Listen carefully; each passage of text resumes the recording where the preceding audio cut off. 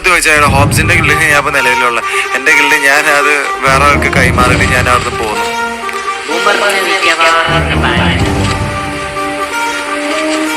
Boomer spam ആക്കാതിരിക്കണം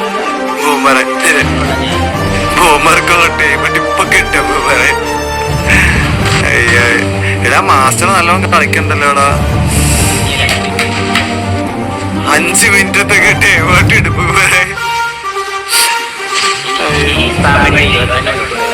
24 മണിക്ക്. അതാകുമ്പോ അവൻ പോയിട്ട് തിരിച്ചു വരുമ്പോഴേക്കാൻ തരും.